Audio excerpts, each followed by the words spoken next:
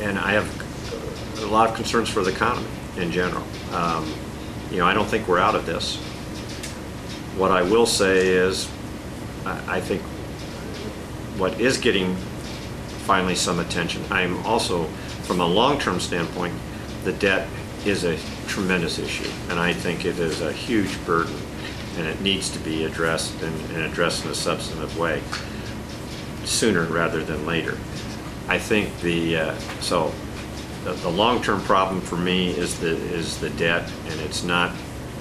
And I don't even know that we still have enough focus on it.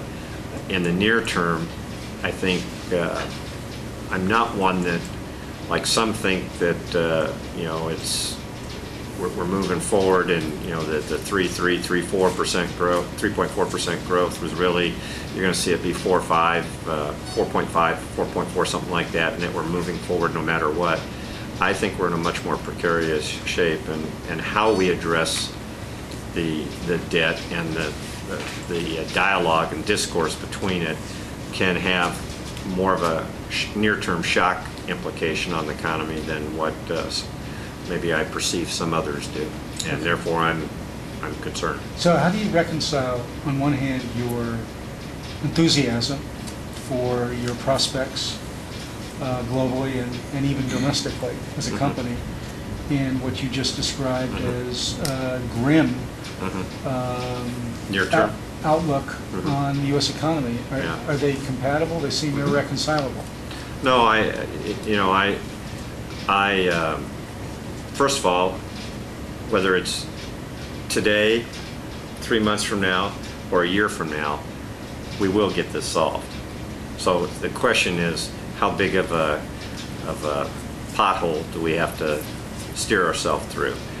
That doesn't change the fundamentals relative to the long term, and so that's why we keep going out and looking at 2018. We may have to adjust tremendously in the short term. We may have to cut back from record levels of capital expenditure if all of a sudden the economy goes south.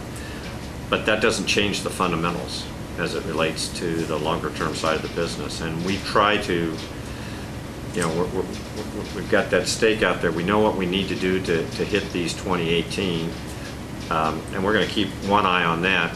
I'd like to say we keep one eye on the horizon, one eye on the ground, and in the meantime, we got to be also focused on what are those potholes that we have to steer ourselves through. And we have demonstrated in 2008 till 2009 that we slammed on the brakes pretty quick when things went the wrong direction. And every time we're today looking at those favorable trends, we're asking ourselves, okay, what's going to change that? How could this thing all of a sudden go down quickly? And if it did, what would we do? How would we cut back immediately? And the U.S. economy's best days, ahead or behind?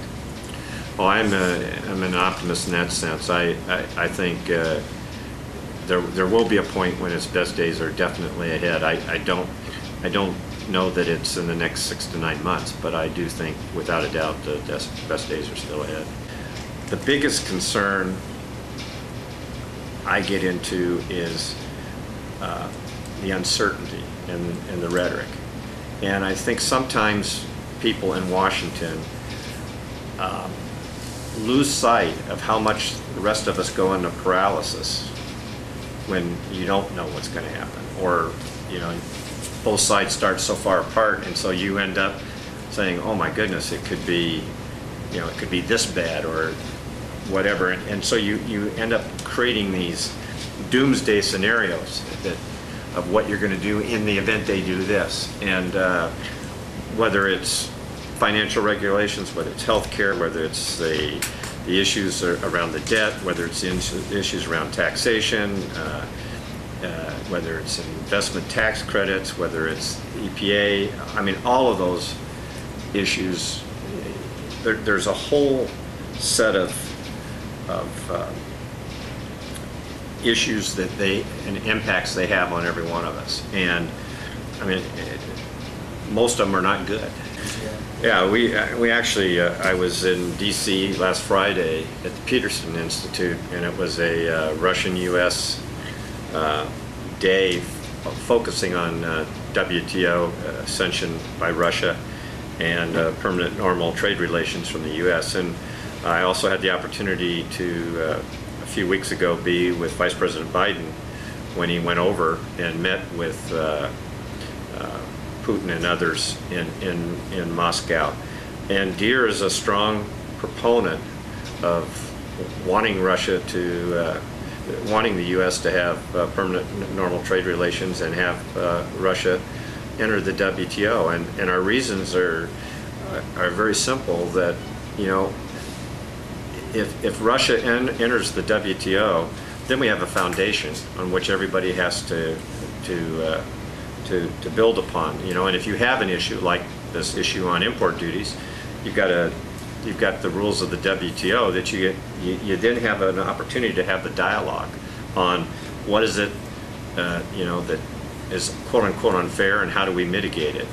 Likewise, one of the major issues in Russia is access to financing, and I think with WTO ascension, you have the opportunity to have more and more finance companies from around the world looking at Russia as a potential area to enter, because you get the playing, you know, it's obviously there's intellectual property issues, there's concern with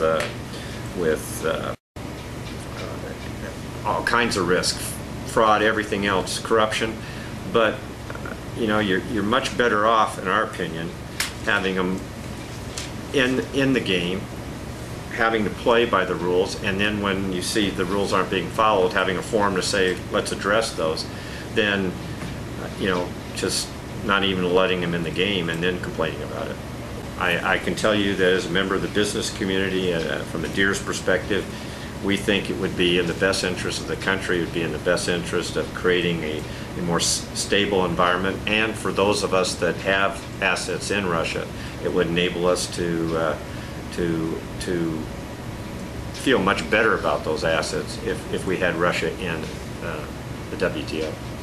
And if I may, the other thing that the unintended consequence that's going to happen if they don't is Russia's going to go forward in the WTO, and they've got their agreements with Europe and everything else. So what ends up happening is, to the degree that U.S. says, no, you don't get permanent normal trade relations, and therefore we don't get to be a part of this. As a U.S. company over there, I don't have that venue, and I get kicked, if you will, I get held to a different standard and have much higher penalties than a competitor that I might compete with that comes from Europe. Part of the problem right now in Africa is, whether it be from a government standpoint or whether it be from an infrastructure standpoint, there's just not enough of a build out yet, in our opinion, to create a sustainable proposition, especially for your distribution system. You know, you can sell, you know, government will go out and buy 150 tractors, and then, but nothing will happen then after that. And it's hard to create a distribution system, put it in place, and keep it going on an ongoing basis if this is a once every 10-year type event. There is no doubt that there are areas of Africa that also have to be a part of this longer term breadbasket solution.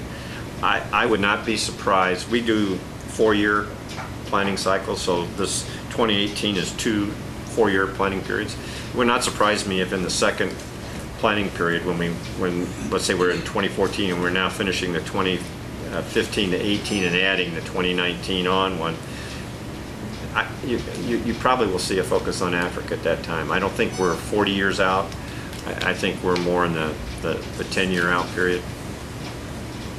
And I would add that what we watch closely is the wild card that could accelerate that is investment by the Chinese in order to attain food security. The more that they continue to invest over there in land, that could add additional scale that accelerates some of the development of at least some of those countries.